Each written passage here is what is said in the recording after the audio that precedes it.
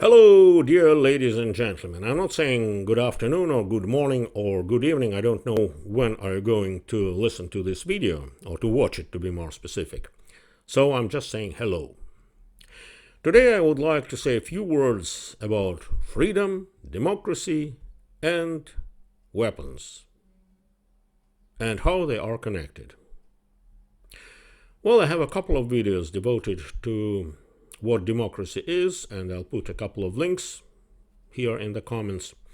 And I would strongly recommend you to watch those videos and to listen to them, and maybe you will be able to answer a simple question.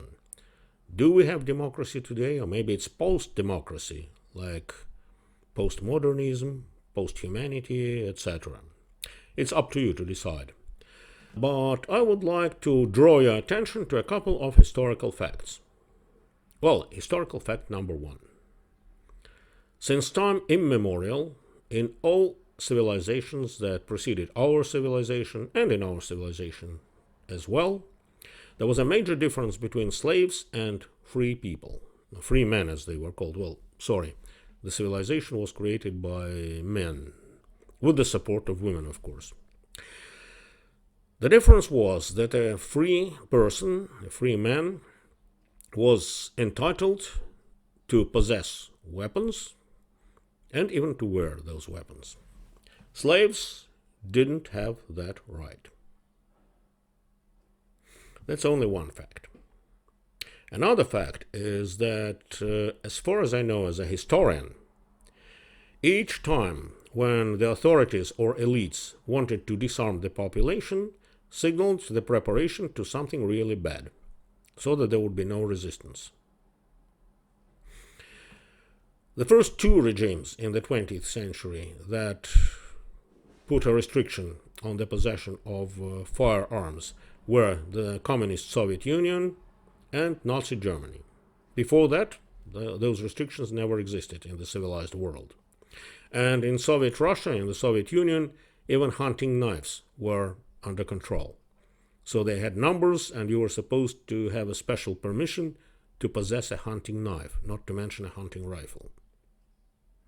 By the way, quite recently, probably a year ago, the so-called President Joe Biden of the United States, while making a speech about the disarmament of American population, mentioned something I cannot quote, but I'm saying that in my own words. Why are you so attached to your rifles and handguns? What can you do against the aircraft carrier? Oh, aircraft carrier? Against the American people? Give me a break. But that was sad, you know. And it was very sad that it was said. But, okay, let's leave contemporary USA aside.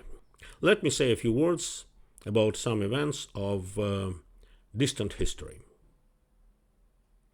You probably know, I'm sure you know, that again, since time immemorial, the elites or the governments had armies. And the major element of those armies were heavy armed cavalrymen who were wearing all sorts of armor, like, for example, this one, which was protecting the chest and stomach of a knight or a heavy cavalryman of ancient Rome, or even before that.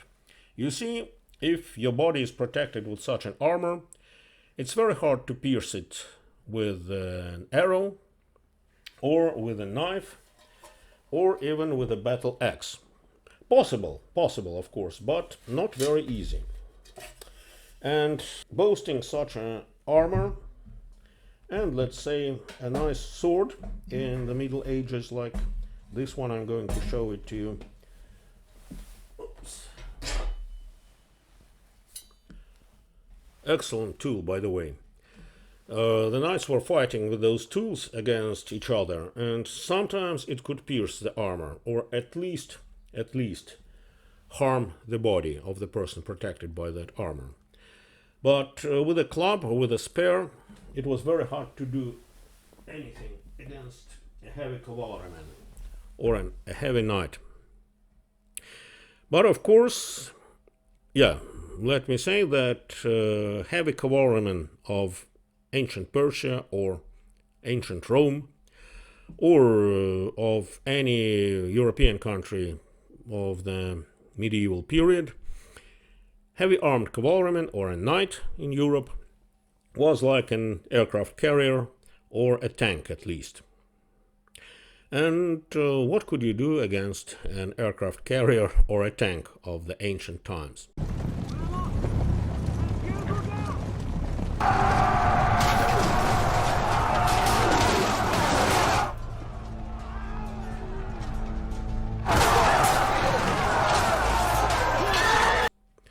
Of course, there were sorts of anti-tank weapons.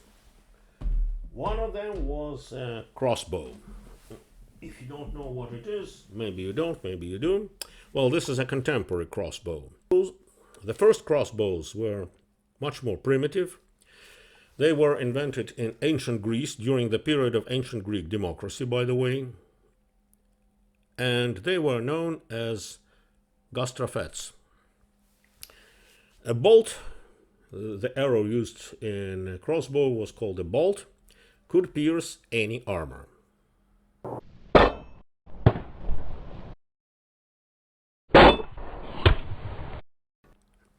Of course, the crossbows were relatively expensive. Not as expensive as the swords or the armor, but still expensive, and you needed to teach people how to operate them.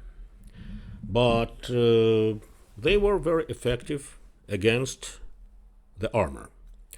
And as I already mentioned, crossbows were developed in ancient Greece during the period when ancient Greece states were relatively free and relatively democratic. Who made that kind of weapons illegal? Roman tyranny. After Romans took over ancient Greece, Roman emperors outlawed the use of those gastrafets, and they even outlawed the use of bow and arrows, except for hunting. Why? Because they didn't want their people, their subjects, to be able to counter heavy cavalrymen, heavy armed legionnaires. And for centuries, crossbow was forgotten. It was reinvented, though, in the 12th century, maybe late 11th century, and guess where? In Europe, in Italy. Italy, those days, consisted of smaller states, which were monarchies, but for a number of reasons which are beyond this topic, for a number of reasons they were relatively free and relatively democratic if compared with all other European tyrannies. And believe it or not only the European kings, but even Roman Catholic Church, to which I belong, by the way, if you don't mind, even the Catholic Church tried to act against the use of crossbows, because Catholic Church those days was kind of a tyrant itself. There were lots of good things about Catholic Church, of course, but there were bad things as well. And in the 12th century, popes of Rome declared crossbow a satanic weapon, which good Christian shouldn't use and shouldn't possess. Of course, in Italy, crossbowmen, many of them, ignored that and continued to use crossbows. That's why they kept the elements of their freedom.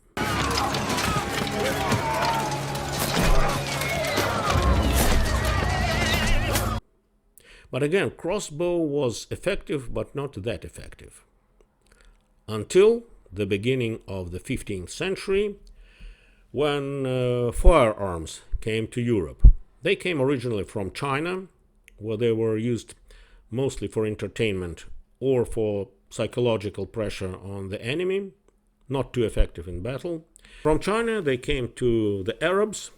Arabs invented cannons, which were pretty effective if you wanted to destroy the castles or the fortresses. But the Europeans managed to invent light firearms. known as arquebuses, and each arquebuse could be used by an individual, and it was cheap to create. Speaking about the firearms, well, this is not an arquebuse, this is a musket. I don't have arquebuse in my collection, but this is an old musket. Principle is the same, but arquebuse was way more primitive. But still, as you can see, it was very easy for any blacksmith to make such a pipe, to drill a hole in it, and if you had powder and bullets, you could boast having an individual firearms, an arquebuse. And the bullet from arquebuse, of course, could pierce any armor. The water. The double eagle completely deploys. Oh.